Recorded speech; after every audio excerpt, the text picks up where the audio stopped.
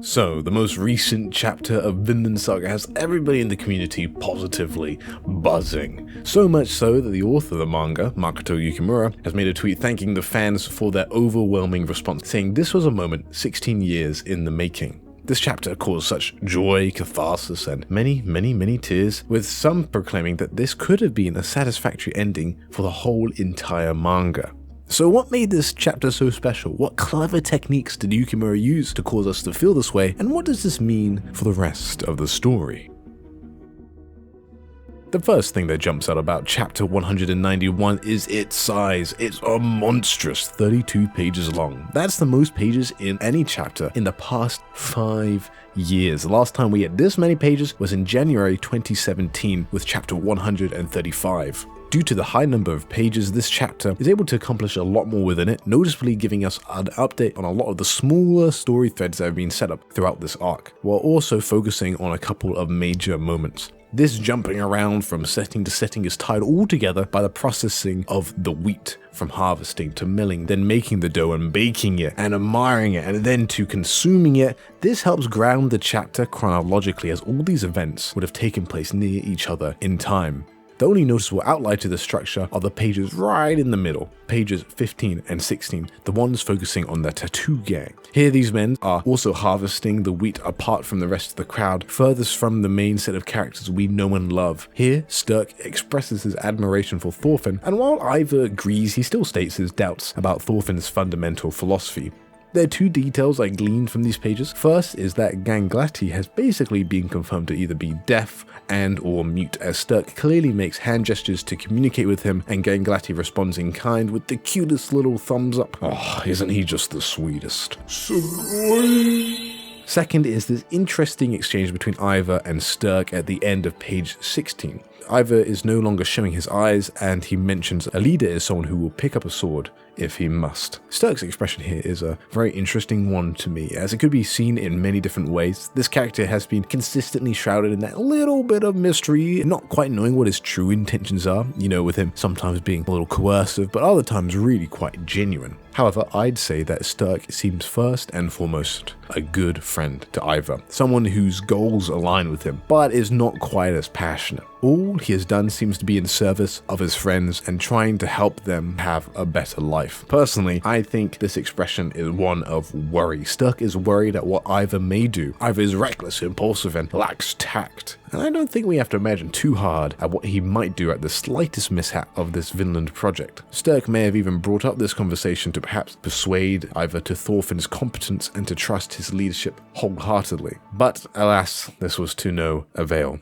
Sandwiching these two pages are the two other two-page scenes, both focusing on individual Norse Micmac relations. The first one being Nisquajiju and Bug-Eyes further establishing their translation relationship. Nice. And the second being Polmuk being taught how to ride a horse. Now, there's been a fair bit of discussion about how old Nisquajiju is and if the ship between these two is legitimate, and while I could go into a deep dive on how old Nisquajiju is by how she's drawn and so on, I think that would ultimately be inconclusive. The best evidence I've seen so far is Gudrid's reaction to the two as she teases Bug-Eyes for skiving off work. Look, if Gudrid thinks something is up, then I think it's pretty safe to ship these two. At least until we get further information, and then I'll be proven all wrong. Oh dear. We got him. Next is Polmuk getting along with the other Norse people as he and his buddy learns how to ride a horse. Polmuk, for the first time, shows us some of his athleticism, which seems to wow the Norse. This is a good reminder that Polmuk is a very competent athlete, possibly even fighter. Dare I say he could be the second or third strongest in Vinland after Thorfinn and maybe Cordelia or Hild. He is portrayed in his first showing to be very perceptive of Thorfinn's abilities and is more confident in his fighting than many other of the Elnu people. However, Polmuk is very likely not an experienced fighter, particularly when you judge his hands, especially compared to Thorfinn's. The difference is night and day. I will be very interested to see if there are any physical altercations with Polmuk in the future. As we all know, Polmuk is Chad in Mi'kmaq. Next, we have another sandwich, as the bookends of this chapter are focusing on the main cast of Thorfinn, Hild, Gudrid, and Einar. The chapter opens up with a narration of the wheat, talking about how the crop was sown in autumn but endured a long winter, eventually blooming into a beautiful golden field. The wheat here seems like a symbol tied to Thorfinn's growth as a character. He had the seeds of Vinland planted in him early, but then he went through a very, very long winter. And even after finding his path, it took a long time for him to eventually bloom for harvest. The fruits of his arc shall be born in this chapter. For Thorfinn Karlsefni Thorson, the day has come. The next scene is one of Hild revealing her latest invention, a mill of sorts. Both Norse and Elnu gather as the process is explained. Once again, Hild is going back more and more to her roots as an engineer and an inventor. However, what clued me into her later moments in the chapter was the building the mill was housed in, as it looked very similar to the workshop back in her village in Norway before the Viking raid would destroy her entire life. However, now she is rebuilding it in a new village, surrounded once again by other people who appreciate her work. She has regained part of what was lost. As a side note, I like how some of the background villagers are clearly recurring characters, even if they never say anything. A cool little detail there. Nice job, Yukimura.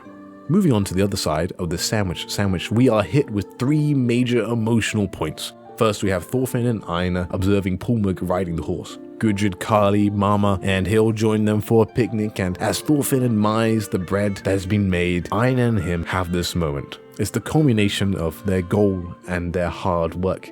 They have done it. They have created Vinland. It's been a long time. Yeah.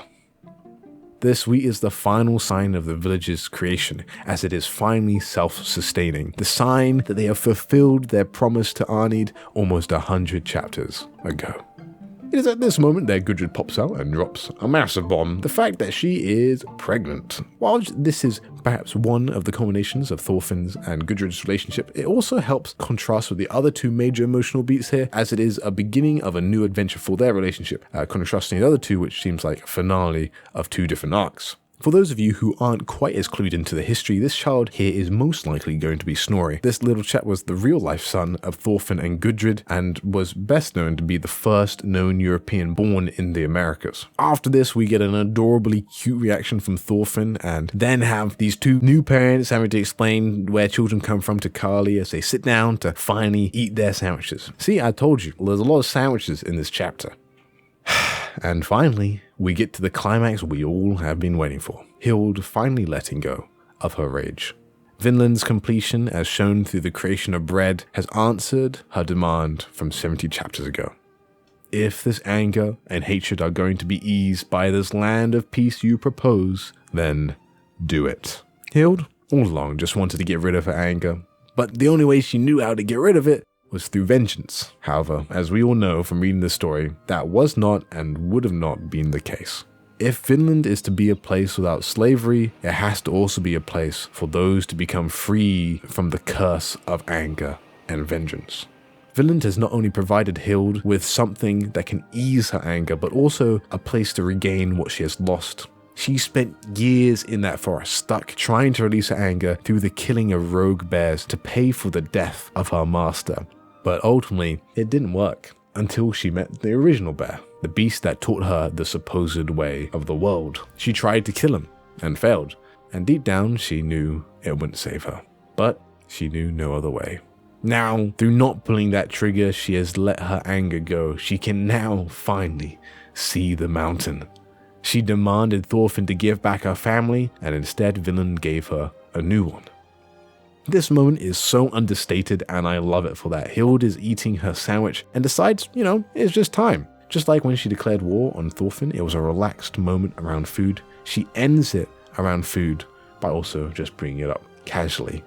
With the beautiful undoing of her headband, completely disowning her path as a hunter, and turning to Thorfinn with an emotionless gain, her scar faded to a face of a slight smile as she says she forgives Thorfinn. Then we are all treated to this beautiful reaction panel, as you can tell how much this matters to Thorfinn. He has been through so much this chapter. He has settled Vinland. He's found out he is to be a father, and now he is reconciled with someone he grieved so heavily in his past. And all he can do in this panel is just cry. Yukimura is often overstated with his tears in Vinland Saga, but here there are just thin streams as you can feel the subtle weeping of Thorfinn. I love how patient Hild is with her messaging. She starts off with her traditional formal language as sort of that barrier for her. But as she gets stunned silence, she repeats it again in a much more friendly manner with that slight smile. As Thorfinn is finally able to react and starts to crumble and tear up, she embraces him. Physical contact is something we rarely see her do, but she gently rests her hand on his shoulder, once again stating her anger is no more. It's been quenched. That he has done enough. Finally, she states that he has been released from her curse of revenge and hits us with those famous words, he is a true warrior. And this page, I want to say it, is just fantastic. I'm not the first to say it, but the covering of these characters' eyes is just so interesting to me. Perhaps they're both crying, but what I find more interesting with the hair being drawn covering their faces is it brings up an interesting parallel to the prologue. Hild's hair here looks a lot like prologue Thorfinn's, and Thorfinn's hair here looks a lot like Askeladd's. Zooming out, in this last third we can see the culmination of 3 arcs with Thorfinn and one other member of the supporting cast. First Einar, then Gudrid, then finally Hild. And this is why I think this chapter caused such emotional outburst. Yukimura opens up this chapter with teasers for something more, then breaks away for a moment to focus on smaller plot threads, all to come back to hit us with back to back emotional moments, ramping them up one by one to culminate in this beautiful and cathartic scene. This is why, in my opinion, chapter 191 made such an impact. It was a blast looking at all these techniques that Yukimura used in just 32 pages to make us so moved and to make such a moment. However, zooming back even further and looking at this in the context of the whole story, I think with all these happy moments lining up so naturally in one chapter, it only means really one thing in my mind. Since Vinland Saga is not ending, and I don't think it should have ended at this point, as there are many plot points left to be resolved, it means that this is the peak of Thorfinn's journey. This is the happiest he will be. This is the best time and the best news in his arc before it all goes tragically wrong. This chapter also didn't let us forget the underlying storm of this final arc. Mr. Uge's superstition to Ivar's continual affirmation of his disagreement with Thorfinn's philosophy. To the next chapter being one focusing back on Misheg Piquet and his vision and how he's trying to prevent the future from happening. I think this leads to only one thing, and I think we know where this is going. The beginnings of this beautiful arc and this beautiful tapestry that Yukimura has built up will be losing threads one by one as we continue for the story. My prediction is this chapter will be the last wholly happy chapter for the rest of the series. Thank you for watching, and I'll see you in the next video.